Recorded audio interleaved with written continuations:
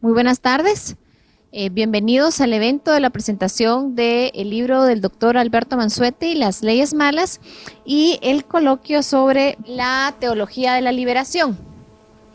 Vamos a entrar a darle la palabra al doctor Carlos Sabino, que nos va a contar un poquito sobre la teología de la liberación. Y ya para el CES es un honor que estamos cumpliendo 50 años de promover la libertad en Guatemala, el tener este evento. Y sin más, le doy la palabra al doctor Carlos Sabino. Buenas tardes a todos. Para mí es un placer estar en esta presentación, sobre todo apoyando el trabajo de Alberto, que es una persona que con tanta sinceridad se acerca a estos temas y con tanta pasión y tanto trabajo.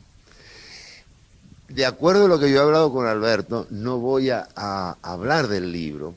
Teníamos ese arreglo. Él me pidió que yo hiciera una breve presentación de la teología de la liberación. Y realmente le agradezco mucho a Alberto eso, y quiero partir explicándole que no soy un especialista, ni soy teólogo, ni he estudiado especialmente ese tema. Lo he estudiado en gran parte para comprender lo que pasaba con la Iglesia en la historia reciente de Guatemala. Así que me van a perdonar cierto nivel de generalización. Yo lo que voy a hacer es plantear un poco una visión que, si se quiere, es bastante personal del tema. La teología de la liberación comienza como un movimiento mucho antes de que se la nombre como tal, de que aparezca como tal nombre, y en realidad las palabras mismas, el mismo concepto de teología de liberación admite bastantes significados, se lo puede tomar de bastantes maneras. Una de las ideas esenciales, o no esenciales, una de las ideas de comienzo para comenzar a captar lo que podemos llamar teología de liberación es la idea de que la Iglesia o las iglesias no deben preocuparse solo por las almas y su destino final, sino que deben ayudar, deben comprometerse con el destino del hombre en la tierra y con la vida del hombre en la tierra. Que hay una liberación posible, no solo la liberación del pecado, sino la liberación de ciertas condiciones que pudieran inducir al pecado, donde el pecado pudiera ser más fácil. Ese es un primer concepto que yo he ido captando. Pero en realidad, si vamos al terreno histórico, que creo que es el que interesa aquí, la teología de la liberación es como un derivado extremo de lo que sería el Concilio Vaticano II. Y entre medio del Concilio Vaticano, con esa profunda renovación que trajo a la Iglesia, que para mi modo de ver representa el acercamiento de la Iglesia al mundo, un mundo que ha cambiado, que está cambiando profundamente, un mundo del cual en cierta forma había entrado en contradicción, porque la Iglesia desde todo el siglo XVIII es una Iglesia que va, la Iglesia católica me estoy refiriendo ahí, que va concentrándose, va afirmándose en sus dogmas y que va apareciendo como una fuerza política de tipo conservador. En toda la historia de América Latina, la Iglesia Católica es de algún modo la piedra de toque que define la diferencia entre liberales y conservadores, al menos durante una buena y larga parte del siglo XIX. Esa Iglesia que se había quedado, como quien dice, conservadora, a la derecha, respetando la tradición, fomentando la tradición, comienza a hacer un giro y un cambio hacia el mundo nuevo que se ha creado, aceptar ciertas ideas diferentes, y hacia mitad del siglo XX ya comienza una apertura que va a, de alguna manera, plasmarse en el Concilio Vaticano II. Ese concilio, por supuesto, va a traer cambios en la liturgia, en una cantidad de temas de cierta importancia, pero va a tener un derivado más concreto, por lo menos en lo que a mí me interesa para hacer esta explicación, va a tener un derivado concreto en lo que se llamó el CELAM, o se llama el CELAM, todavía existe, la Conferencia Episcopal de Latinoamérica. Esa es una especie de organismo que reúne en conferencias periódicas a los obispos de las regiones y que se crea a partir del concilio, y que en su reunión, creo que es o no sé si a partir del concilio, creo que ya está, que hay una reunión anterior, Pero en todo caso hay una reunión trascendental del CELAM, que es la que se produce en Medellín en 1968, con una declaración bastante larga, donde hay una cantidad de aspectos sobre la liturgia, la fe y aspectos puramente teológicos, pero hay toda una introducción sobre la justicia que tiene mucho que ver, o que intenta describir el mundo contemporáneo para lo que es la América Latina. Ahí entramos en uno de los primeros problemas serios, yo diría, en todo esto, porque lo que hacen los obispos del CELAM es basarse en cierta teoría social, económica, política existente, para sacar ciertas conclusiones que luego de algún modo pueden trasladarse al plano de lo pastoral. El grave problema es que esa descripción del mundo contemporáneo la van a hacer a partir de ciertos autores que están predominando en las ciencias sociales contemporáneas de esa época, que son autores que en muchos sentidos son el eje de lo que pudiéramos llamar la teoría de la dependencia. Son los dependentistas. Esos dependentistas, el más famoso de los cuales es Fernando Henrique Cardoso, que luego llega, abandonando esas ideas, llega a ser presidente del Brasil durante 8 años, pero hay muchos otros que en su época eran muy famosos y muy conocidos. Esos dependentistas parten de la idea de un señor alemán, André Gunder Frank, que en México plantea la idea del desarrollo del subdesarrollo. El desarrollo del subdesarrollo es la tesis de que no tiene nada de nuevo realmente, la tesis de que los países desarrollados son desarrollados porque han hundido en el subdesarrollo a nosotros, a los subdesarrollados. Es decir, si vamos al caso, la vieja idea de la economía como suma cero. Ellos son ricos porque nos han empobrecido. Ese es el mensaje de fondo, con mucho adorno y con mucha elaboración de temas económicos y sociales, pero básicamente el mensaje de André Gunder Frank es ese, es el mensaje que capta la teoría de la dependencia y que a lo largo de los años, desde los años 50 en adelante, va izquierdizando, va profundizando, va siendo cada vez más revolucionario, hasta que se pone en contacto y se hace en cierta medida indistinguible de lo que es el marxismo. Ese es uno de los puntos en que se apoyan los obispos, uno de los puntos fundamentales para definir qué es lo que está pasando. Y hay un párrafo o unas frases al principio del documento donde se plantean que la idea de injusticia, de todo lo injusto que es esta situación económica, hay una lectura ética de la pobreza que se convierte en el documento de Medellín en una crítica a los que detentan riqueza, con esta misma idea dependentista. ¿Qué es lo que se recomienda? Bueno, la Iglesia no recomienda nada muy concreto, pero sí recomienda un concepto que las personas que tienen mi edad pueden reconocer como un concepto que estuvo de moda durante una década por lo menos, que era el concepto de cambio de estructuras. Medellín lo dice varias veces. Hay que cambiar las estructuras, no hay que remendar, no hay que reformar parcialmente lo que está pasando, y cambiar las estructuras se puede entender de maneras muy diferentes. Yo creo que una de las cosas buenas que hace Medellín es dejar las cosas hasta ese punto y no entrar a detallar más. E incluso no recomienda a los sacerdotes que hagan acción directa, simplemente que sean orientadores. Pero tiene otro concepto que también es muy complicado, en una época en que la guerrilla está desarrollándose en todo el continente, o por lo menos focos guerrilleros impulsados por Fidel Castro, que es la idea de que no hay paz sin justicia. Esa es una idea que ustedes la pueden rastrear hasta el día de hoy, en los documentos del REMI sobre la memoria histórica, etcétera. Lo que se plantea es que no puede haber paz sin justicia, lo cual, si hacemos un análisis lógico bien riguroso, es una declaración tremenda, porque quiere decir que yo voy a seguir peleando mientras considera que la situación es injusta. Se ponen a ver, es una declaración de un carácter revolucionario muy agudo, es decir, no puede haber paz sin justicia. Esas son las cosas que se mantienen, lo mismo que esa actitud o esa predilección especial por los pobres, que no voy a entrar a discutirla, pero que es realmente parte de un problema teológico que para mí es bastante complejo y bastante profundo. Medellín representa un poco la respuesta de los obispos a todo un movimiento que hay entre sacerdotes, monjas, y que se extiende a iglesias protestantes, a iglesias no católicas, durante todo ese periodo de los años 60, y que va a tener su máxima expresión en un libro que se llama La Teología de la Liberación, de Gustavo Gutiérrez, que publica en Lima en 1971.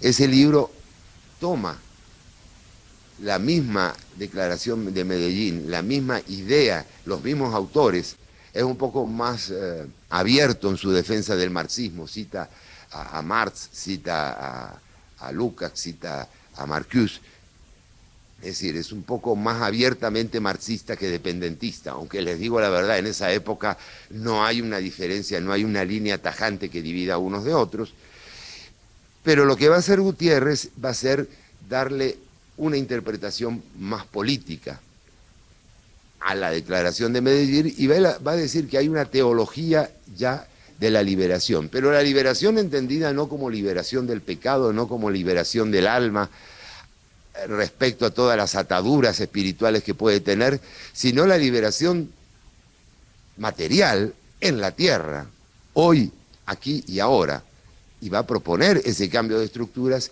no solo como una versión general, sino a través de una práctica revolucionaria. Yo interpreto estos dos elementos, para mí concatenados muy estrechamente, lo interpreto en gran parte como reflejo de una iglesia que se ha acercado al mundo sin preparación. Yo no diría si es toda la iglesia, porque ahí me van a perdonar, el conocimiento viene muy desde afuera, mi conocimiento no es de quien haya participado realmente en todas estas actividades, pero sí es una iglesia que cuando trata de regresar al mundo y trata de apartarse de ese pasado conservador, es una iglesia que interpreta hacia la segunda mitad del siglo XX que el mundo marcha inexorablemente al socialismo. Y esa es un poco la idea que trasciende en todos estos documentos. Hay que ir al socialismo, no queremos el comunismo soviético, pero tampoco queremos el capitalismo liberal. Lo que queremos es un socialismo, pero un socialismo de alguna manera impregnado de valores cristianos. Se producen una serie de contradicciones muy serias desde el punto de vista teológico. Yo no sé si lo van a analizar aquí mis queridos compañeros de panel, pero una de las contradicciones más serias que veo yo aquí es la contradicción entre lo que es la salvación del ser humano a través de la liberación del pecado, que es una salvación necesariamente individual, con lo que pudiéramos llamar la idea de pecado social, porque Gutiérrez plantea la idea de que el pecado es social, de que uno ya es culpable por su condición de clase. Traslada, y esto yo creo que es una de las cosas típicas de la teología de la liberación, traslada esa especie de idea de pecado original a una especie de pecado original de clase, asumiendo más o menos una postura marxista. Gutiérrez yo diría que no tiene prácticamente nada de no marxista. El libro de Gutiérrez es prácticamente potable, salvo la idea de Dios, y el marxismo no cree, es ateo por definición, pero salvo esa idea de Dios, prácticamente en todo lo demás es perfectamente compatible con el marxismo. No así la declaración de Medellín, que es más ambigua, como les decía. ¿En qué va a derivar eso? Va a derivar en el apoyo, en una fragmentación de la iglesia, en una ruptura a veces dentro de una propia orden, dentro de un propio seminario, dentro de una parroquia o una sede, entre sectores que asumen esto como un compromiso revolucionario y que incluso, como en el caso de Guatemala, de El Salvador y de otros países, llegan a tomar las armas. Y ahí, digamos, en defensa de este cambio de estructuras, y otro sector de la iglesia que algunos asumiendo la idea de esa predilección especial por los pobres, otros sin siquiera asumirla, rechazan esta postura. Hay un periodo de mucha turbulencia en la iglesia, que no soy yo la persona más adecuada para analizar, pero sí creo que sería bueno que veamos la segunda contradicción entre esa prédica espiritual y de paz que se supone que está detrás no solo del cristianismo, sino de todas las religiones, y esa prédica con la metralleta en la mano. Es Es decir, la metralleta es un bonito símbolo, pero ¿para qué sirve una metralleta? Solo para matar, realmente no sirve para otra cosa. Por lo tanto, yo creo que la teología de la liberación entra en ese callejón sin salida, y de ahí en adelante, y con el fracaso de los movimientos guerrilleros, realmente ya la teología de la liberación no es defendida de esa manera por nadie. Pero queda un residuo, y un residuo muy importante y muy serio, que es que, a mi manera de ver, toda esa época de los 60 y los 70 contamina esas leyes malas de las que habla Alberto en su libro, prefigura un cuadro mental de análisis basado en una teoría sociológica y económica completamente errada, ya descartada por los profesionales de esa ciencia, y arrastra todo un mensaje que, para mí, dentro de la Iglesia Católica, que es la que más conozco, es un mensaje profundamente divisionista. Es un mensaje donde la predilección por los pobres se convierte en una especie de parábola de la lucha de clases. Señores, yo no quiero avanzar más porque cuanto más hable de teología, más fácil es que me equivoque. Así que le voy a pasar la palabra a Benjamín Godoy. Muchas gracias. El tema importante del día de hoy, pues por supuesto, es esa presentación del libro de Alberto. Y ya Sabino nos ha hablado un poco de por qué son malas esas leyes influenciadas por toda una corriente posiblemente equivocada que empezamos a ver que se dibujaba desde los años 60. Yo propongo que veamos mucha de la influencia de esas corrientes en los gobiernos que se dan en nuestros países a partir de la década de los 90. Muchos de aquellos que se adhirieron, muchos de aquellos que se asociaron y muchos de aquellos que levantaron esa metralleta en nombre de los pobres, pues empezaron a hacer gobierno a partir de la década, de los años finales de la década de los 90, y hacen gobierno a lo largo y ancho de nuestro hemisferio occidental en este momento. Por eso es importante el recordarnos de esa desviación teológica, y por eso es importante el entender la propuesta de Alberto. Es una propuesta que, como bien dice él, nos ha de traer a algunos criterios que no se tocan porque no es el estilo social, porque no es lo políticamente correcto. En el tema de su libro, pues Alberto dice que comienza siendo demasiado duro o demasiado crítico de ese segmento que cada día es más pequeño en nuestras sociedades, la clase media que le llamamos. Es cada día más delgado ese segmento, dada la propensión y dada la presencia de gobiernos estatistas a partir precisamente de finales de la década de los 90 y por supuesto a partir de el inicio de este siglo, que arranca o se consolida con la propuesta del socialismo del siglo XXI, como cuando en los 40 nos hablaban de un socialismo espiritual. Ahora nos hablan de un socialismo del siglo XXI. Bien, el orador, pues lo conocemos algunos porque hemos leído sus columnas en los periódicos nacionales, otros porque nos dio curiosidad de dónde venía, qué nave trajo a este amigo, y nos metimos a su sitio cuando aún estaba vigente y no le había caído el orate del Orinoco, le llamo yo, Chávez. Entonces es un dilecto escritor, es un pensador libertario que ha escrito con 8 libros. Lo dedica a Guatemala, trata él de aterrizarlo lo más que se pueda a la corta experiencia de vivir en nuestro país alrededor de año y medio, y en la actualidad pues nos deleita con su estilo muy particular. Y repito, es interesante porque dentro de unas semanas empezaremos a ver esa locura que es la precampaña. Y vendrán las promesas y vendrán todo tipo de ocurrencias para tratar de llenar el espectro radial, televisivo y escrito, porque ellos ya están seguros de las masas que tienen cooptadas. Entonces lo que querrán es ocupar los espacios que muy bondadosamente los periodistas habrán de ofrecerles, y entonces ahí saldrán todo tipo de ocurrencias que después van a dar paso a las leyes malas.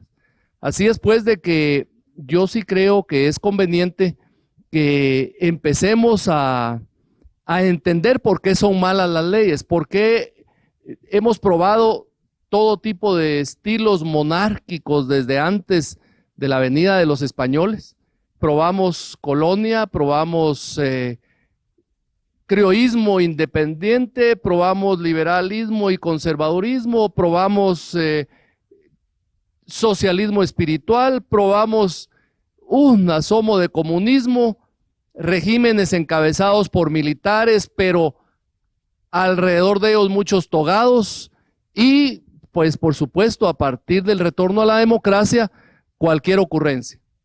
Así en esa línea tenemos posiblemente que gozarnos algunas de las propuestas de Alberto, que nos lleva mucho más allá de estas monarquías que un hindú que ve al occidente precisamente con los ojos de hindú dice: para la época en la que se construyó el Taj Mahal, no había ninguna otra construcción similar en el mundo occidental. Para esa época, todo el esplendor de la ingeniería, de la arquitectura, del arte, estaba representado en el Taj Mahal. Pero mis paisanos, dice él, es Vishal Mangalwadi, por cierto, yo se lo recomiendo, es brillante, es fuera de serie, es un sociólogo, colega de Carlitos Sabino, pero dice, fueron incapaces de pensar en llevar un tubito de agua a la casa de mis paisanas. Y hoy, en el siglo XXI, ellas siguen cargando el agua en su cabeza. Y yo me dije para mí mismo, en Guatemala tenemos los templos mayas más esplendorosos, más preciosamente edificados, unas ciudades que son objeto de cualquier admiración, pero igualmente en nombre de las aristocracias, en nombre de las élites gobernantes, fuimos incapaces de llevar un tubito de agua al rancho de nuestros paisanos. Así pues, es válido escuchar a Carlos con su propuesta de regresar un poco a cuál fue el modelo, de gobierno que podría haber sido de alegría, de esperanza para las naciones. Cierro con Thomas Jefferson en la Declaración de Independencia de Estados Unidos, porque hemos sido creados y se nos han otorgado derechos inalienables, como es la justicia, como es la posibilidad de emprender y la certeza de nuestras transacciones. Eso es parte de lo que nos va a contar Alberto Mansuetti. Muchas gracias, Benjamín, muchas gracias, Carlos. Para mí es muy emocionante estar aquí y soy de los que piensan que cuando se presenta un libro el autor es el que menos tiene que hablar porque lo que tenía que decir ya lo dijo por escrito. De manera que no voy a tratar de no hablar mucho del libro, sino comenzar por dar las gracias. Tengo que dar las gracias a muchas personas y a muchas instituciones. En primer lugar a Carlos Sabino porque fue el de la idea de esta reunión. En segundo lugar a Benjamín Godoy porque no solamente está con nosotros hoy, sino porque además del prólogo del libro, fue el gerente prácticamente del libro y me ayudó muchísimo a gestionar la ayuda financiera pues para publicarlo. Debo agradecer también al Ministerio de Motivación Cristiana por esa ayuda financiera para publicar el libro.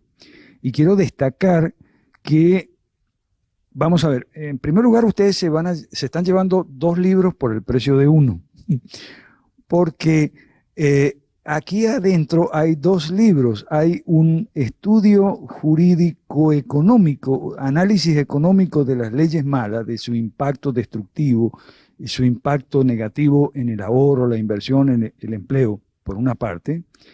Y por otra parte hay un estudio bíblico también sobre las leyes, el concepto de gobierno y justicia en la Escritura, tanto en el Antiguo como en el Nuevo Testamento.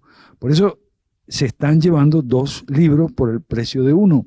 Ahora, es interesante la parte del estudio bíblico, está hecho desde una perspectiva teológica que no es la misma exactamente del Ministerio de Motivación Cristiana. Sin embargo, ayudó al financiamiento del libro y quiero destacarlo por 2 razones. Primero, por agradecimiento y segundo, por que expresa o manifiesta un grado de apertura.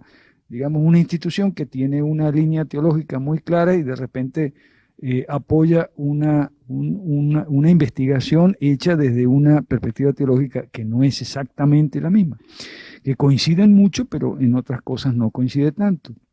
Quiero agradecer también al Centro de Estudios Económicos y Sociales que está cumpliendo 50 años. Como lo destaco al comienzo de mi libro, debo agradecer por los últimos 30. Es decir, durante los últimos 30 años yo he sido un estudiante del CES y de la Marroquín, primero a través de los tópicos de actualidad que antes de la era de Internet yo recibía en Venezuela y leía, y de las obras de Hayek y Mises, artículos. Después con Internet fue ya todo mucho más fácil y mucho más llevadero y uno pudo seguir haciendo lo que siempre ha hecho, que es estudiar. Quiero entonces expresar mi agradecimiento al CES y a la Universidad Francisco Marroquín, muy especialmente. Cuando el Concilio Vaticano II, que mencionó Carlos, cuando yo era estudiante de bachillerato con los jesuitas, yo pasé con los jesuitas 7 años, 5 de bachillerato y 2 de universidad, hasta que me sacaron porque yo no compartía la teología de la liberación desde entonces. Y posteriormente tuve oportunidad de acceder a la literatura inspirada en los principios del liberalismo clásico y contrastar y sacar mis conclusiones y tomar decisiones intelectuales que desde esa época más o menos he mantenido, creo yo, en forma tratando de ser lo más coherente posible hasta el día de hoy. En aquella época, eso sí,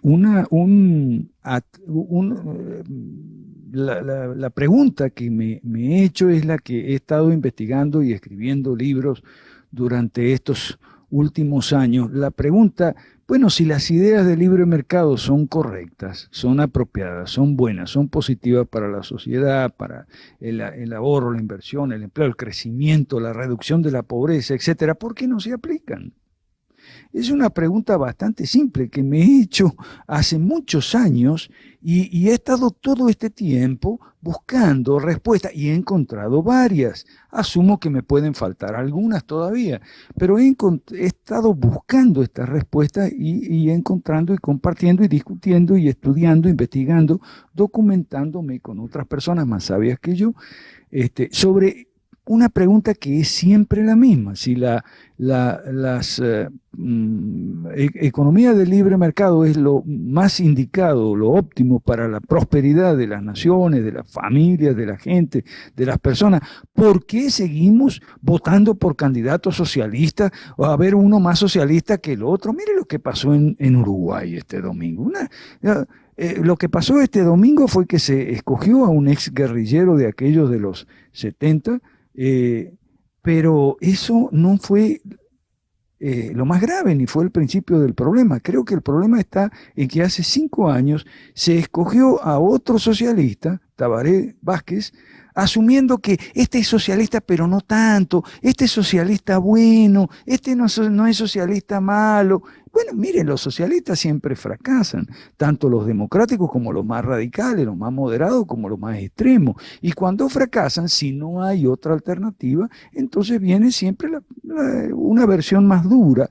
Y eso es lo que ocurrió en Uruguay y sigue ocurriendo y va a seguir ocurriendo si no cambiamos este rumbo, cambiamos esta dirección. Una de las respuestas a por qué, si las ideas del libre mercado son tan buenas, ¿por qué no se aplican?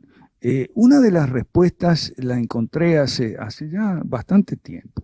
Y es que mientras la teología de la liberación, como muy bien nos ha explicado, nos ha recordado Carlos, era una fuerte crítica al capitalismo desde plataformas ideológicas marxistas, no se quedaba en una mera crítica. Yo me acuerdo cuando era estudiante, la teología de la liberación tenía propuestas. La reforma agraria, por ejemplo, figuraba alto en su agenda de reforma, de cambios estructurales que proponían, pero también las nacionalizaciones, empezando por la nacionalización del comercio exterior, siguiendo las huellas en nuestro país natal con Carlos, de lo que había hecho Perón en los años 50 más o menos. Las nacionalizaciones de los grandes capitales, de las grandes industrias, eran sus propuestas, vendían esas iniciativas como soluciones, como remedios, como respuestas a los problemas de la pobreza, de la indigencia, de la menesterosidad, de la pobreza de los trabajadores y de los desempleados, etcétera. Mientras que yo veo, y en esto sí me van a permitir ser franco, mientras yo veo que uno de los secretos del éxito de las ideas socialistas en aquellos años y en esto sigue siendo que hacen propuestas, solo que ahora son gobierno. Es decir, todos aquellos que en los 70, en los 80 ponían bombas o colaboraban para poner bombas, ahora no ponen bombas ni colaboran para poner bombas, pero están en los gobiernos. Y ellos han sido y son, yo diría que bastante coherentes. Lo que Chávez, por ejemplo, está haciendo en Venezuela, es aplicar el mismo tipo de propuestas, las mismas reformas, las mismas iniciativas, las mismas soluciones, entre comillas, los mismos remedios que hace 20, 30 años los socialistas vienen insistiendo, mientras que del otro lado hay críticas, del lado, digamos, de los que somos partidarios del libre mercado, hay críticas a Chávez, críticas a Castro, críticas al socialismo, pero hay muy pocas propuestas. Yo me acuerdo que esto con mucha franqueza, a mí me tocó hace unos años presentar el libro de Álvaro Vargas Llosa, que en esa época había escrito hace algunos pocos años, Rumbo a la Libertad, y me tocó hacerlo en Caracas, en una institución donde Carlos era director académico, pero no ya en esa época. Y me acuerdo que yo presenté el libro con mucho agradecimiento porque él me ayudó con mi libro peruano que se llama La Salida. Pero después del evento, yo le pregunté a Álvaro, con todo respeto, cariño y afecto, pero con franqueza, ¿por qué un libro que se llama Rumbo a la Libertad tiene 500 páginas y en las cuales hay 497 de críticas al socialismo, críticas al dirigismo, venían de escribir el Manual del Perfecto Idiota Latinoamericano, que es todo y su segundo tomo, Fabricantes de Miseria, que es toda una andanada de críticas contra el socialismo, los socialistas, el dirigismo, el intervencionismo y tal? Pero ¿por qué en este libro que se llama Rumbo a la Libertad, que uno hubiera esperado una propuesta positiva, encuentra de 500 páginas, 497 de crítica y las 3 últimas, no sé, la 497, 498 y 499, algo que podía ser una propuesta. Digo esto porque este libro de ahora mío responde un poco a esa misma inquietud de, bueno, pero ¿y cuándo vamos a presentar las propuestas? Siempre otra cosa que se nos dice siempre a los proponentes del libre mercado es que no, o nos decimos entre nosotros un poco para consolarnos de la... bueno, es que no hemos sabido vender nuestras ideas. Entonces yo me pregunto, ¿y cuándo vamos a aprender? Me hago más o menos las mismas preguntas, buscando respuestas y, como digo, he encontrado varias. Alguna persona me ha dicho que el libro es un tanto complicado, me lo decían esta mañana en una reunión como esta, pero yo les decía, bueno, no sé, es probable, yo no puedo ser juez y parte, pero lo que sí te puedo asegurar es que lo complicado es la realidad que intenta describir y explicar. ¿Qué realidad?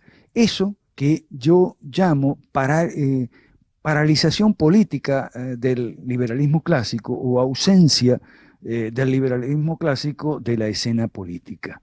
Esa es la realidad que yo pretendo explicar, descubrir, iluminar un poco por qué pasa eso y qué consecuencias negativas tiene esa ausencia de alternativas políticas inspiradas o basadas en el liberalismo clásico. La consecuencia es que siempre tenemos que escoger o se nos manda a las elecciones cada 4 o 5 años, o en Venezuela todos los años, porque todos los años hay elecciones en Venezuela, se nos manda a escoger siempre entre el mal menor. Siempre hay que escoger entre 2 o 3 o más socialistas y a ver quién es un poquito menos socialista que el otro. Ah, mira este. Y así fue con Tabaré Vázquez hace algunos años y también fue en Honduras con Lobo, que acaba de ganar las elecciones cuando las había perdido hace 4 años.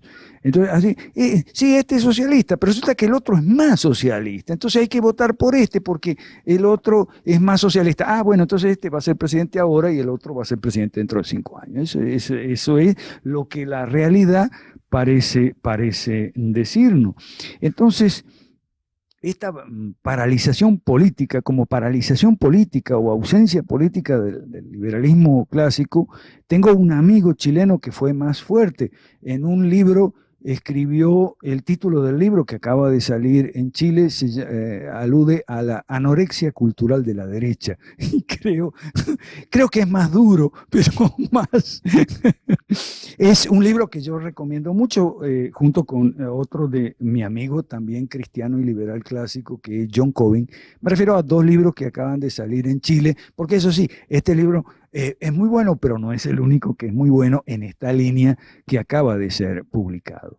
Y quiero hablar muy especialmente esta noche de un libro que en esta línea, porque este libro no es el primero en esta línea que se escribe en Guatemala. ¿En qué línea? En la línea de conciliación, liberalismo clásico, cristianismo bíblico. No es el primero, repito, que yo sepa, es el segundo. Ahora, es el primero que se publica, porque el primero se escribió aquí en este país y en esta misma universidad hace 17 años. Me refiero al libro de Amy Sherman que se llama The Soul of Development, Biblical Christianity and Transformation in Guatemala, un libro desconocido en Guatemala, lamentablemente, o casi desconocido, o prácticamente desconocido, un libro que no se ha traducido al español. Sin embargo, está a la venta por Amazon, por Barnes & Noble, o sea, se puede conseguir ese libro que es precioso, yo lo recomiendo mucho y se escribió hace 17 años. Fue la tesis doctoral de Amy Sherman, que también es colega de Carlos, ahora está en Baylor University, y se llama, repito, por si lo quieren anotar, The Soul of Development, Biblical Christianity and Transformation in Guatemala.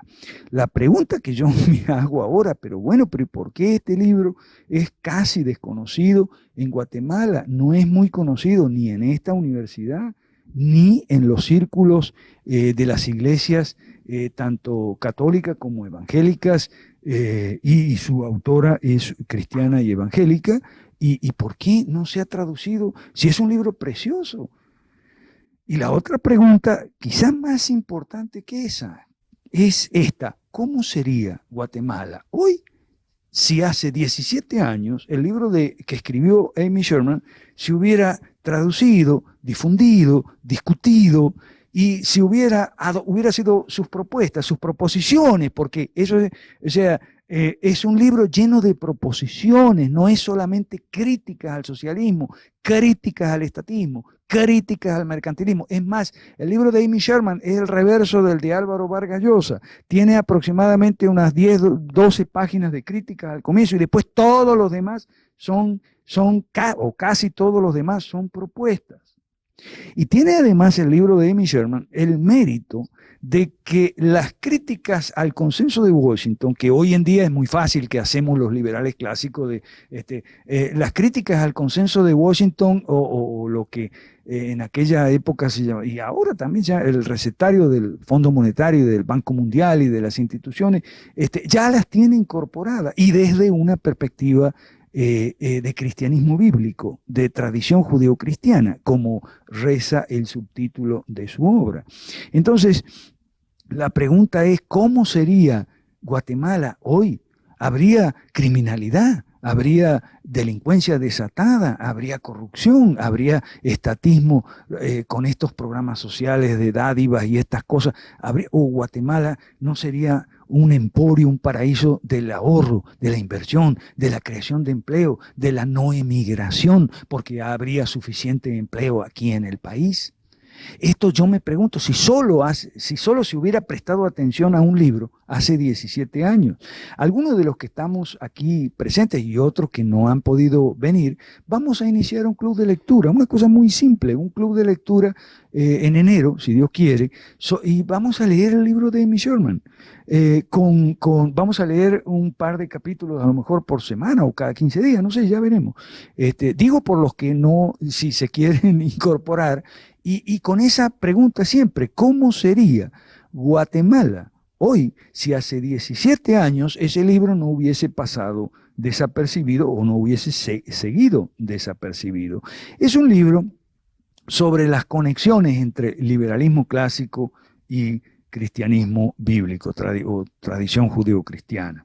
Es un libro que camina el sendero un poco que sigue el mío, que pretende simplemente seguir sus pasos, porque ella es una mujer que tiene todos los méritos académicos de este mundo que yo no los tengo. Por eso me animo a decir que su libro es muy superior al mío. Vamos a ver si este año que viene lo traducimos, ese grupo que lo vamos a leer, también lo vamos a discutir, lo vamos a traducir, lo vamos a distribuir y publicar, si Dios quiere, y tenemos la ayuda necesaria.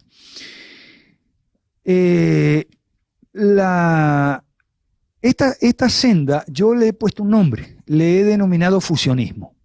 El nombre no es mío, yo no lo inventé, es un nombre muy viejo, con mucha prosapia dentro de la tradición del liberalismo clásico en el orden político. La palabra fusionismo la usó por primera vez un político español del siglo XIX llamado Prácedes Mateo Sagasta, que de la época de la restauración canovista de la reina María Cristina, más o menos entre una y otra guerra carlista. Si hay aquí algún especialista en historia de España, me corrige si estoy equivocado. El término fusionismo fue aplicado por primera vez en esa oportunidad, en esa circunstancia, y por esa persona, un político llamado Prácedes Mateo Sagasta. Y aludía a la fusión, a una fórmula política, a la fusión de los partidarios del liberalismo económico, digamos libre mercado, con los partidarios del conservadorismo político, es decir, gobierno limitado. Porque ¿qué había? Y después esta palabra fusionismo desapareció del lenguaje político español, porque el partido que él fundó, que se llamó inicialmente Partido Liberal Fusionista, después le quitaron lo de fusionista y quedó en Partido Liberal nada más. Pero originalmente se llamaba fusionista y así fue registrado. Por esas curiosas vueltas que tiene la historia y la geografía, la palabra reaparece en los años 60 en los Estados Unidos, la palabra fusionismo, y en boca de los promotores de la candidatura de Barry Goldwater, los que tengan nuestra edad, como diría Sabino, y los que no, que estudien historia, o sea, los más jovencitos lo pueden saber por historia. Nosotros lo supimos por las noticias en aquella época. En la época de Barry Goldwater, en los años 60, en la época de William Buckley, el fundador de National Review, y tomaron esa palabra fusionismo exactamente en el mismo sentido de Práxedes Mateo Sagasta, y lo explicaban de la siguiente forma. En la política tenemos, o acostumbramos tener, por un lado, los partidarios del libre mercado, o sea, los liberales en lo económico, y por otro lado, los conservadores políticos. Y entonces tenemos lo siguiente, que mientras los partidarios del liberalismo económico son también partidarios del aborto y cosas por el estilo, hoy diríamos de los derechos homosexuales y cosas así, y de un Estado, no, por una parte. Por otra parte, tenemos que los conservadores sociales, políticos, los partidarios de los valores tradicionales, por decirlo así, o valores judío-cristianos, no son entusiastas del libre mercado, más bien son entusiastas del mercantilismo y del mercantilismo en sentido económico y por lo tanto, su compromiso con el gobierno limitado no es muy firme. Entonces, lo que los fusionistas proponían es una operación, casi si fuéramos positivistas kantianos, diríamos, de física política, o sea, de separar el contenido del liberalismo económico de la agenda liberal progresista por una parte, y unirla con el conservadurismo político, es decir, los principios de gobierno limitado y inspirados en valores judeocristianos. Ahora, como estamos hablando de judeocristianos, de valores y principios judeocristianos, hablamos de gobierno limitado, de Estado de Derecho, como con un énfasis muy fuerte en gobierno limitado. Ustedes saben que la expresión Estado de Derecho se puede entender de varias maneras, no siempre en sentido de gobierno limitado. Hablamos de propiedad privada y respeto a la propiedad privada, y no estamos hablando de teología o de confesiones o de religión, de manera que en esta conjunción que ellos llamaron fusionista en aquella época, en esta conjunción fusionista podían entrar personas defensoras de la propiedad privada, del gobierno limitado y de los mercados libres, sin importar que fuesen católicos o que fuesen protestantes, que fuesen evangélicos o que fuesen incluso agnósticos o ateos o indiferentes. El día de hoy todavía se puede ver historia en Estados Unidos. Lew Rockwell y el fallecido Murray Rothbard hicieron la historia de ese, entre otros, por supuesto, no digo que fueron los únicos, la historia de ese movimiento, sus antecedentes más remotos, entre otros Alfred J. Nock, que yo cito mucho en el libro, Rose Wilder Lane y Lysander Spooner, para mencionar la gente de la tradición libertaria norteamericana, que hace algo que tiene más de 80, 100 años y que ya desde esa época acostumbraba a trascender las fronteras denominacionales de las iglesias y a trascender incluso las fronteras de las creencias religiosas. Es decir, personas que tienen distintas posiciones en materia religiosa, ya sea porque pertenecen a iglesias diferentes o no pertenecen a ninguna, o incluso no son creyentes, son, como digo, agnósticos, ateos o indiferentes, sin embargo, pueden suscribir un proyecto político en términos de lo que en esa época se llamó jeffersoniano. ¿En qué sentido? Madisoniano y jeffersoniano. ¿En qué sentido madisoniano y jeffersoniano? Madisoniano en el sentido de gobierno limitado y democracia también limitada, es decir, limitada en el sentido de que la mayoría no puede ir en contra de ciertos principios que son básicos, como la propiedad privada, por ejemplo, y todo lo que implica.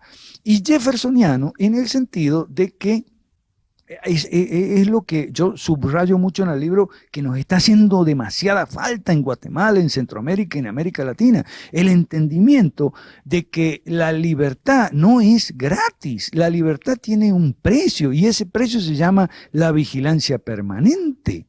Y vigilancia permanente implica la construcción, bueno, quizá desde los medios de comunicación, desde las iglesias, gracias, desde las iglesias, la construcción de una corriente de opinión, corriente de opinión en favor de los principios de libre mercado, gobierno limitado, propiedad privada, que tenga, eso sí, una expresión política. Es decir, sí, un partido político, un partido político o una plataforma, una conjunción o unión de partidos existentes, porque no hay democracia sin partidos políticos, y esto es una cosa que en nuestra clase media, en nuestro continente, nosotros que somos de clase media, deberíamos entender bien claro que nuestra hostilidad, nuestra disconformidad, nuestra angustia, nuestra desesperación y nuestro repudio a los partidos políticos, que no nos haga olvidar que los partidos políticos son los instrumentos indispensables de la democracia. No hay otros. Entonces, si los que existen no nos gustan, entonces tendremos que hacer otros. Y si las leyes electorales nos impiden hacerlo porque ponen cada vez más impedimentos, cada vez más trabas, cada vez para hacer constituir un partido político basado en estos principios que nos permita poder tener un vehículo propio y no siempre tener que andar apoyando a este porque este es menos socialista que el otro, entonces vamos a tener una posibilidad de cambiar, incluso a corto plazo. Quiero terminar haciendo referencia a una alusión que hago sobre que hace 62 años exactamente, en 1947, se fundó la Sociedad Mont-Pelerin por Friedrich Hayek y otros defensores del libre mercado. En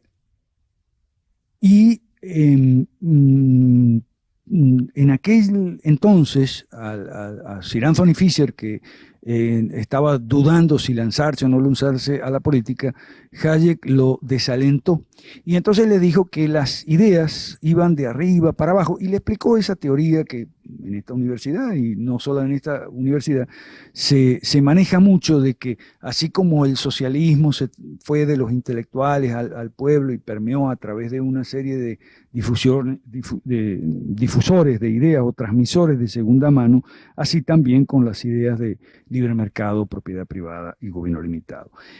A mi juicio, esta explicación es correcta, pero insuficiente, por incompleta. Olvida un pequeño detalle: la diferencia entre las ideas malas y las ideas buenas, y la profunda asimetría entre las ideas malas y las ideas buenas. Las ideas malas no son como las ideas buenas. Las ideas malas se componen, generalmente son de tres clases: medias verdades, o sea, verdades a media, premisas correctas, conclusiones incorrectas o al revés, mentiras halagadoras, todo eso que los griegos llamaban demagogia. Demagogia significa halagar a la gente para sacarle algo, decirle a una muchacha, qué bonita que tú eres, cuando no es la realidad, o decirle a un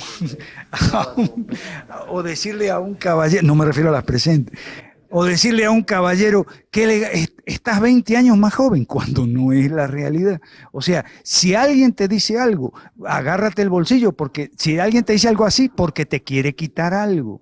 Y esa es la la expresión demagogia en griego alude no solo a una forma de gobierno, una forma política, sino a la actitud propia del político que no se fija en los medios de halagar a la gente para obtener el voto.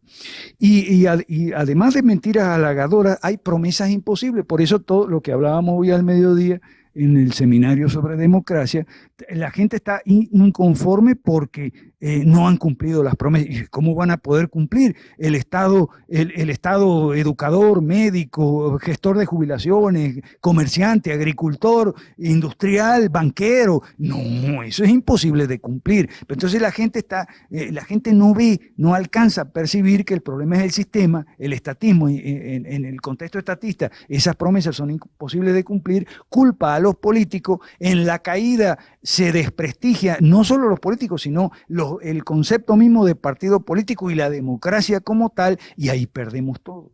Entonces, las ideas, mientras que las ideas malas halagan a la gente y además sirven a los que la manejan muy hábil y muy eficazmente para obtener poder, dinero y renombre, las ideas buenas, por el contrario, siempre encuentran dificultades, encuentran problemas, obstáculos. Eso lo sabía muy bien los mismos Mises y Hayek que nunca pudieron tener un puesto universitario acorde a sus credenciales y siempre tuvieron que andar Mises de Austria a Suiza y de Suiza a Nueva York y el otro pasando por Inglaterra y después a Chicago y después a Alemania, Europa otra vez.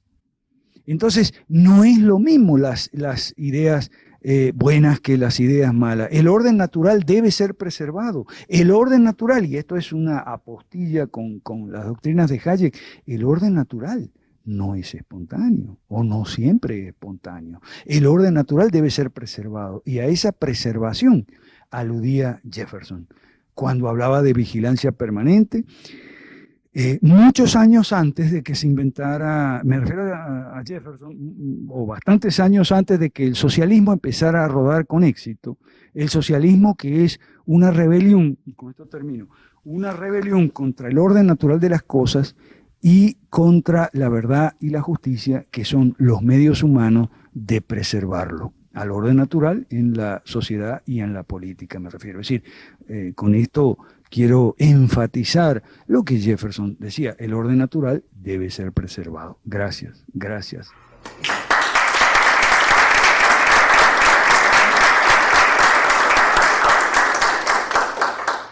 Antes de entregarle el micrófono al doctor Sabino para que él nos pudiera de manera muy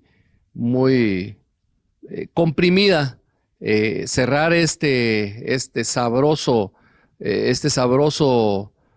coloquio, quiero recordarles del libro de las leyes malas. Dice que quiere mostrar que las libertades individuales, y esto es un poco a manera de estimular el debate que abriríamos después del doctor Sabino. Este libro quiere mostrar que las libertades individuales y económicas no son inconciliables con las normas y valores de la Biblia. Al contrario, el principio bíblico de gobierno limitado es la base y raíz histórica del capitalismo moderno. Dice que el libro trata de las leyes malas inspiradas en el mercantilismo y el socialismo, que son causa de la pobreza y la violencia, la inseguridad y la injusticia, la corrupción y la impunidad. Cuando yo hablo del capitalismo, pues por supuesto me adhiero a aquel estudioso que dice que ni por asomo hemos conocido lo que es el capitalismo en su propuesta fundamental. Y los dejo con los clichés de la clase media que dice Alberto, somos parte del problema. ¿Cuáles son los clichés de la clase media? Aquí va a pasar algo, decimos. Tiene que producirse una reacción. Cliché 2. Es que tenemos que tocar fondo. Ese es otro error. La sociedad no tiene fondo. Cliché 3. Tiene que haber un cambio, pero un cambio no se hace solo. Ya apretada la soga decimos, tenemos que hacer algo, pero algo no basta. Cuando se discute y se critica, alguien dice, no seamos negativos. Todos tenemos derecho a opinar, cliché 6. Pues sí, y todo el tiempo opinamos de todo. 7. Nadie es dueño de la verdad, el cliché relativista. 8. El problema es muy complejo, que los expertos repiten con voz engolada y cara de profundos, y la solución debe ser integral. Otra frase hueca, según Mansuetti. Y dentro de otros, el socialismo es bueno en teoría. Qué disparate, dice el autor. Con esto le entrego el micrófono al doctor Sabino para que nos deleite con otra de esas cápsulas, esos nuggets que él nos sabe dar, y abriríamos el debate para el tiempo que nos queda restante. Gracias, Benjamín. Sí, bueno, yo simplemente voy a comentar algo que no estaba preparado, por supuesto, sino que me viene a la mente, a la reflexión de escucharlos a ustedes, y es la idea que nunca he terminado yo de desarrollar bien, pero creo que es muy rica, la idea de sacralización del Estado. Nosotros vivimos en unas sociedades seculares a partir de la época del iluminismo, donde la iglesia o las iglesias han dejado de ser las que enseñan, las que dan salud, las que hacen los matrimonios civiles. Es decir, la iglesia han perdido una serie de funciones sociopolíticas que tenían, las ha asumido el Estado. Pero paralelo a eso, que no lo voy a debatir aquí, aunque eso era el programa liberal de aquellos siglos, paralelo a eso ha habido en la conciencia de la gente una transferencia hacia el Estado de esa visión sacralizada. Esto es un problema muy serio, porque a diferencia de Dios, el Estado es responsable. Quiero decir, uno puede pedirle a Dios por algo, si lo da o no lo da, bueno, no hay forma de verificarlo científicamente, pero sí hay forma de verificar científicamente si el Estado dijo educación para todos, ¿es para todos o no es para todos? Que ese es uno de los grandes problemas del marxismo. El marxismo en muchos sentidos es una teoría económica falsa, se lo puede interpretar de muchas maneras, pero en un cierto sentido, desde cierto ángulo, el marxismo es una religión laica y los partidos comunistas actuaban como sectas de las más duras, de las más extremas de las sectas religiosas. Ahora, la única diferencia es que como religión laica tenía que cumplir sus promesas acá, en la tierra. No hay paraíso ni ninguna de esas discusiones. Y eso es uno de los grandes problemas que tuvo el marxismo. Al final, después de un siglo o dos, tuvo que responder. La gente se montó en el muro de Berlín y esa fue la respuesta. Yo diría que la sacralización del Estado es todavía un fenómeno más insidioso, más inidentificable que el otro, pero le voy a dar un par de detalles y nada más para dejar la palabra al público, ya debe estar cansado de escuchar y algunos querrán. ¿Por qué la gente reclama que sus gobernantes hagan algo cuando viene un terremoto, cuando viene un huracán o una inundación? ¿Qué tiene sentido? Si el gobernante no está a las 2 horas en el sitio, bueno, la respuesta fue mala, la media lo critica, lo echan como si fuera una persona insensible y como si no hiciera nada por su pueblo. Pues, señores, la verdad que ese no es la forma de combatir los huracanes ni los terremotos. Pero la gente lo pide, porque lo ha sacralizado. Estamos llegando a muchas cosas, y esto es una frase provocativa que voy a decir para terminar. Nuestra vida política se parece cada día más a la del Imperio Romano y cada vez menos a la de la República Romana. Estamos un poco atomizados los que estamos convencidos del liberalismo. Yo estoy convencido hace mucho tiempo, pero caminando cada uno como en líneas paralelas. Me acuerdo, viví muchos años en Italia y me acuerdo que el Partido Liberal, que creo que ya desapareció, era muy pequeño. El más numeroso era la Democracia Cristiana, después el Partido Comunista y después el Partido Socialista y finalmente el Liberal. Pero yo pensaba, ¿por qué el Partido Liberal tiene que ser contra la Iglesia? ¿Por qué? Tendría mucho más adeptos si no tuviera ese ángulo anticlerical contra la Iglesia. Supongo que es por la historia, eso vino de la historia de 2 o 3 siglos y por eso estaba así. Pero me extrañaba mucho y yo Pues decía, lástima, si no tuvieran ese ángulo tan anticlerical, tendrían muchísimos más adeptos, por una parte. O también, tantos grupos liberales que hay en el mundo, pero no hay organización. Cada uno por su cuenta. Aquí mismo en Centroamérica o en Guatemala habrá tantas personas y tantos grupos, pero no hay una organización que tal vez nos haría más eficaces, más eficientes si hubiera más coordinación de alguna manera. Y luego la pregunta que quería hacerle es la misma que usted, señor Mansueto, se hizo y que a varios se la he hecho hace tiempo, pero no he quedado satisfecho con la respuesta.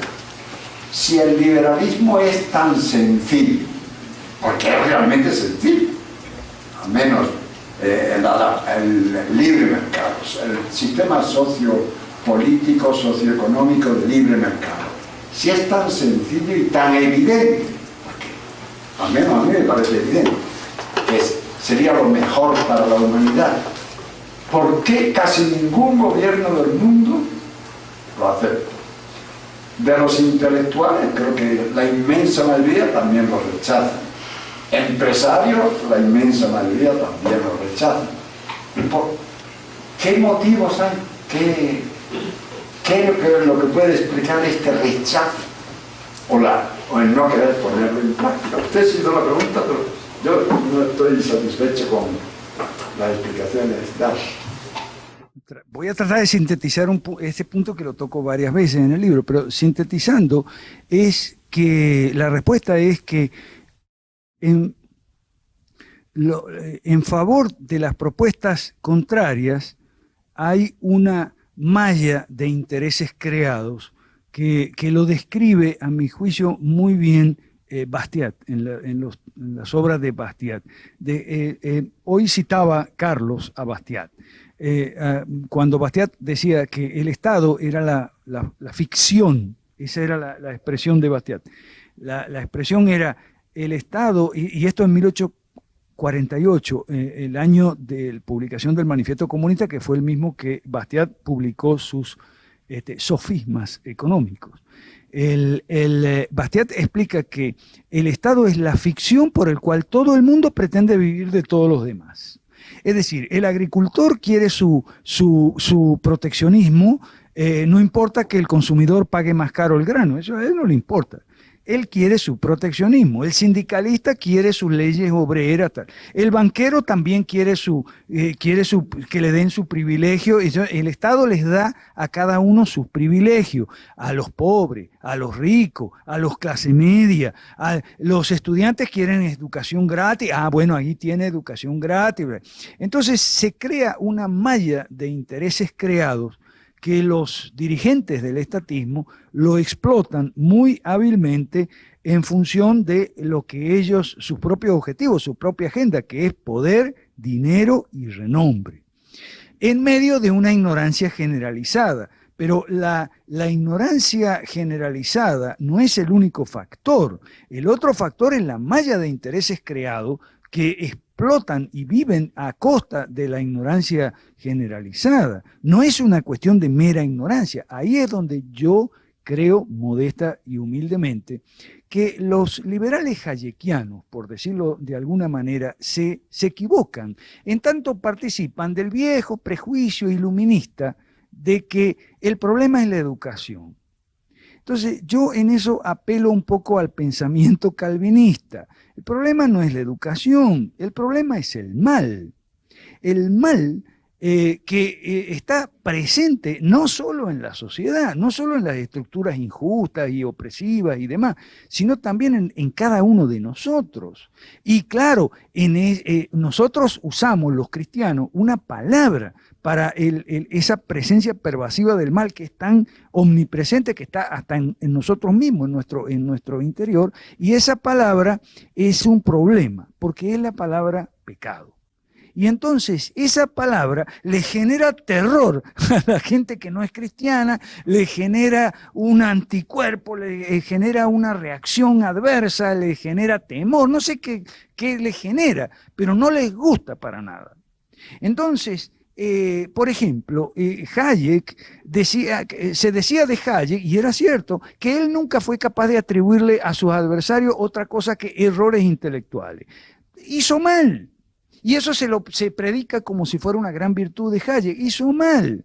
En ese sentido, yo siempre, a pesar de ser yo creyente, cristiano, protestante, expreso mi rendida admiración por Ayn Rand, sacando de lado que ella era atea y tal, pero ella, a pesar de ser atea, militante, confesa y militante, no tenía miedo de llamar al mal por su nombre y hablar de la maldad. Claro, ella no usaba la expresión pecado, pero hablaba de la maldad, de la perversidad, y decía, a mucha diferencia de Hayek, decía que ella no soportaba, ella no toleraba, no admitía que se dijera que un socialista era un tipo de buenas intenciones y elevados y nobles ideales, pero que se equivocaba en la forma de llevar eso, concretar esos ideales y tal, que es una cosa que muchos escuchamos. Entonces ella, a mi juicio, con sano criterio, decía que ella no admitía que calificar de noble ideal al igualitarismo, por ejemplo, porque el igualitarismo era generado en el sentimiento de la envidia. Claro, para la envidia hay un mandamiento en la lista de 10 mandamientos, que se llama 10 mandamientos, no se llama 10 valores o 10 principios, porque hoy la gente le encanta los principios y valores, y dice que es de principios y valores, pero detesta las reglas. ¿Okay? Y ese mandamiento es el último de los 10. En mi opinión, mi humilde opinión, no soy teólogo, pero ni exégeta bíblico, pero desde que estudio en la Biblia y en los estudios bíblicos estas cuestiones, he encontrado las respuestas, o muchas por lo menos de las respuestas que no encontraba cuando yo no conocía nada de religión, de Biblia, de teología. Entonces, creo yo que hay una autocastración de los liberales cuando se impiden ser efectivos, darle contención efectiva al mal, porque entonces se privan de llamar a las cosas por su nombre y llamar al mal, mal, y a la perversidad, perversidad, y a la bajeza, bajeza, como decía Ayn Rand, por citar una persona que no es creyente. En ese sentido, yo insisto en mi definición de la izquierda. La izquierda es una rebelión contra el orden natural de las cosas y contra la justicia, la verdad y la justicia, que son los medios humanos de preservarlo. ¿Qué es lo que quieren decir los políticos cuando hablan de solidaridad?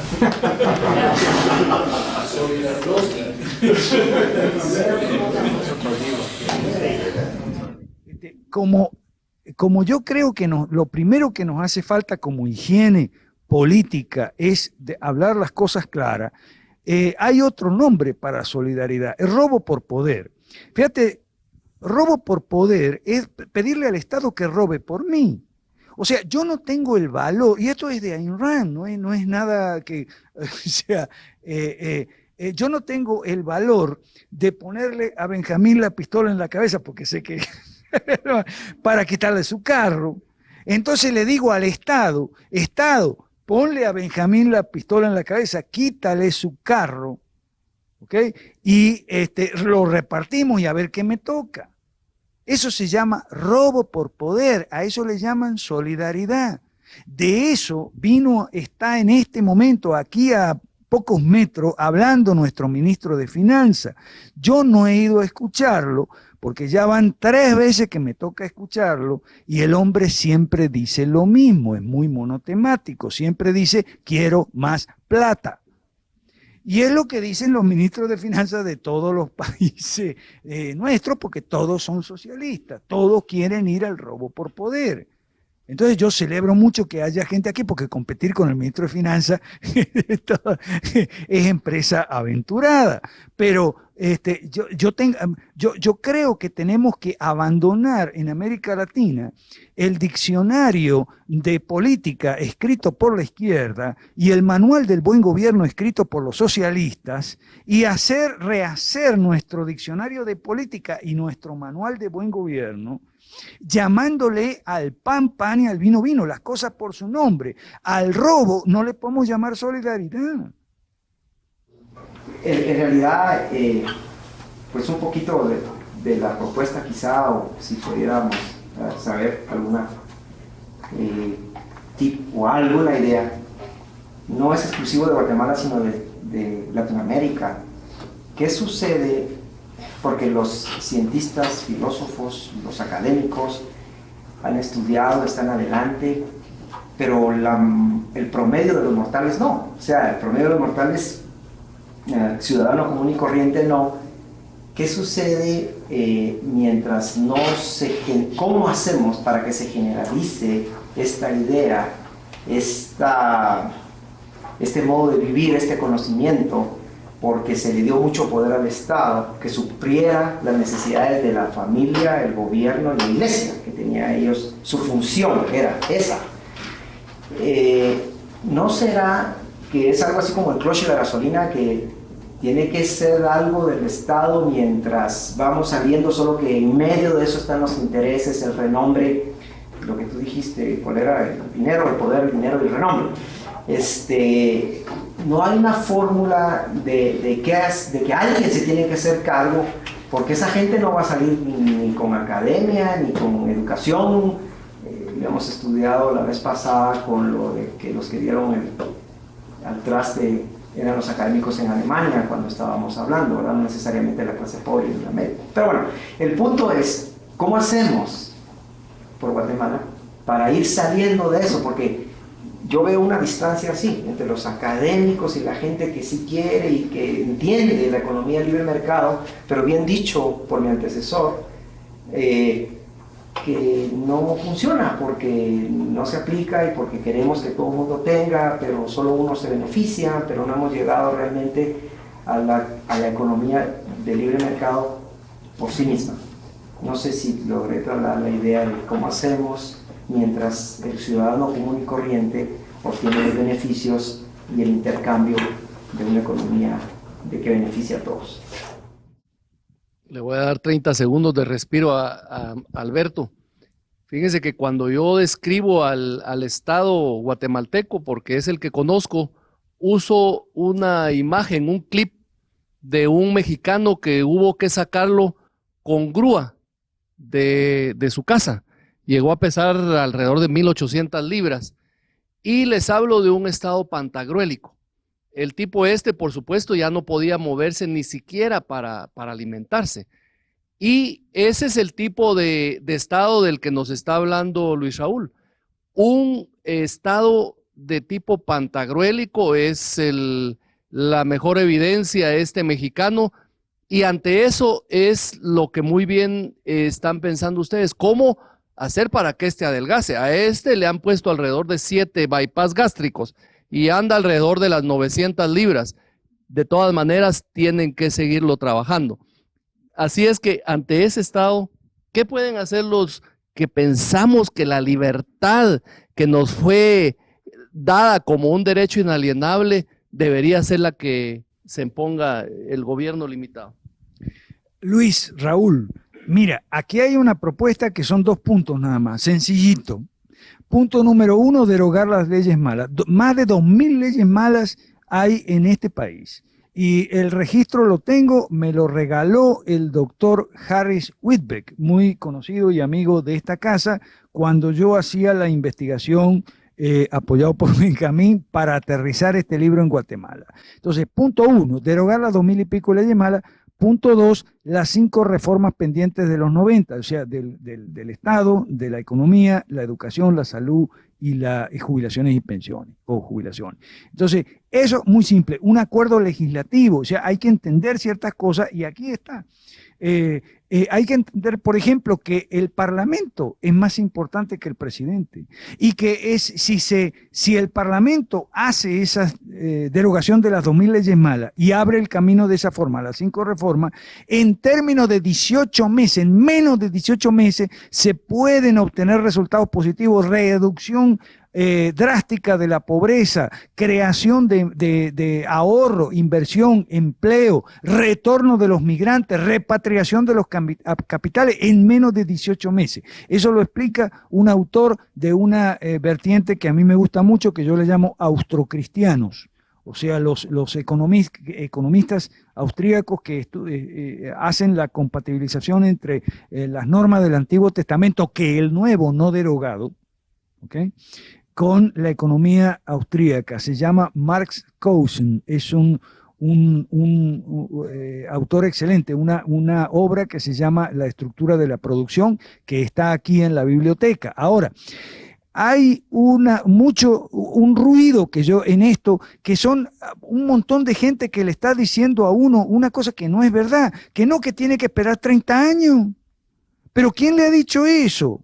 Un amigo de nosotros con Omar dice, no, que 25 años, que hay que esperar, hay que sacrificar una generación, porque entonces dentro de 30 años, porque esto es largo plazo. Y entonces le citan a Lawrence Harrison y le dicen, no, que es una cuestión de valores. No es una cuestión de valores, discúlpeme. No es una cuestión de valores, es una cuestión de leyes, de instituciones, de incentivos y desincentivos perversos.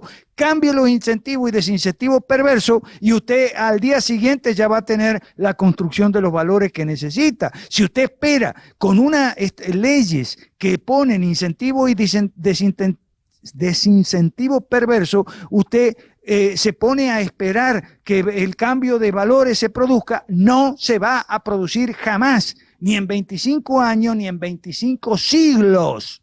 Tiene que cambiar las leyes. O sea, hay una polémica, si se quiere, o un debate entre institucionalista y culturalista dentro del seno de la comunidad, del pueblo liberal, como diríamos.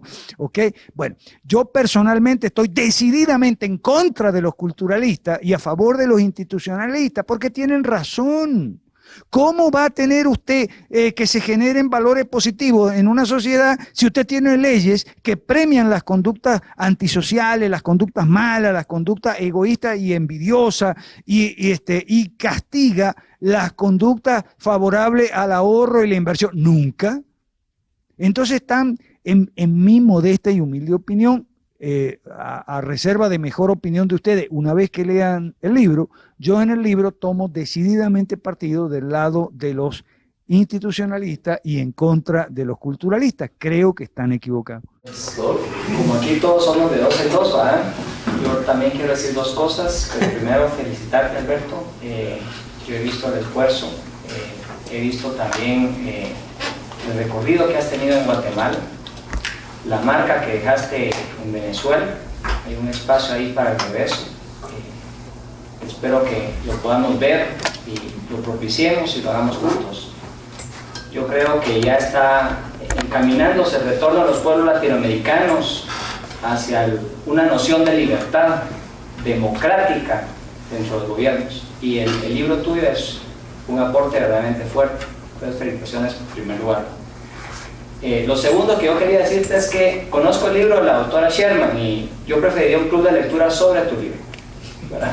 No, la considero a ella muy seria intelectualmente, pero sus puntos de vista religiosos son radicales, no son conservadores, ¿verdad? Como los tuyos, los creo más equilibrados, digamos.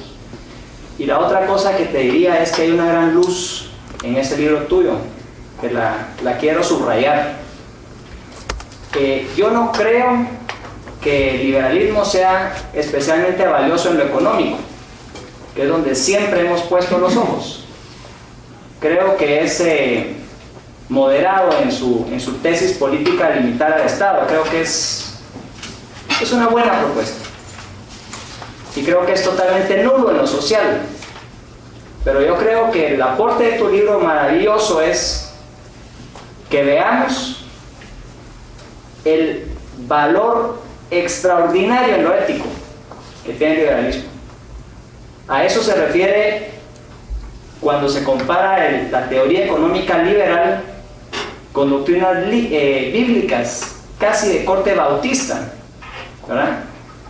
Y yo creo que con eso ganaríamos la fuerza emotiva y conseguiríamos que bajara de la cabeza al corazón muchas de nuestras argumentaciones.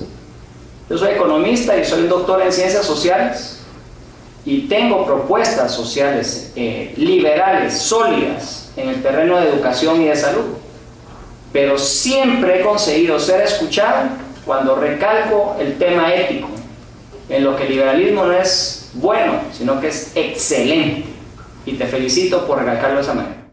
Gracias, Rodolfo. Ahora, lo importante es que del lado de los liberales tenemos una gente que insiste y enfatiza el liberalismo económico y entonces son vistos por los otros como economicistas y a la hora de buscar conexiones éticas y fundamento filosófico a veces fallan, y fallan incluso genios como Mises. Un austrocristiano muy distinguido que se llama Hans Sennholz decía: el libro La acción humana de Mises es el más fantástico, excepcional y libro de economía que hay. Pero eso sí, le decía a sus estudiantes, empiecen por la página 101, salten las 100 primeras páginas porque eso no sirve para nada. ¿Okay? ¿Por qué? Porque en las 100 primeras páginas habla de sus divagaciones filosóficas y está perdido.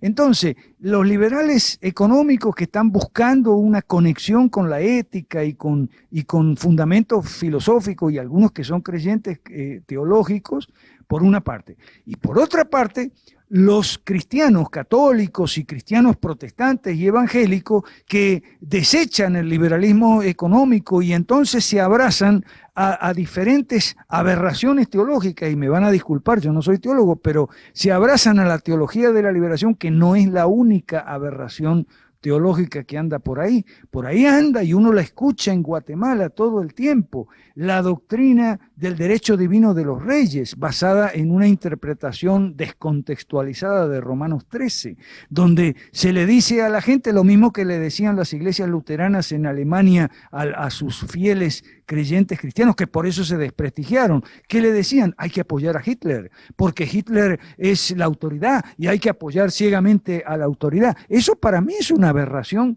tan grave o más que la teología de la liberación. O otra aberración teológica también, el apoliticismo o el antipoliticismo que uno encuentra en muchas iglesias evangélicas. Hablo de las evangélicas porque son las que yo voy, no hablo de las católicas porque no hace mucho que no voy, pero la situación es parecida. O sea, tenemos que buscar, para eso es grupos como estos, ojalá que haya uno en cada ciudad de Guatemala, y a eso vamos a ir, si no seguimos teniendo el apoyo que hemos tenido de traducir estos libros, hacer clubes de lectura y empezar a mover un poco la opinión pública.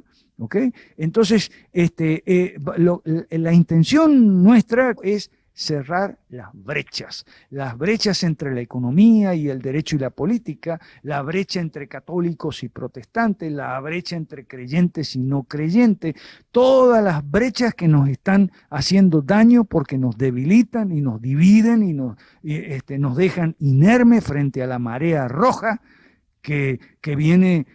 Antes decía que viene subiendo desde el sur, pero ahora tenemos la marea roja llegado a la Casa Blanca. Gracias.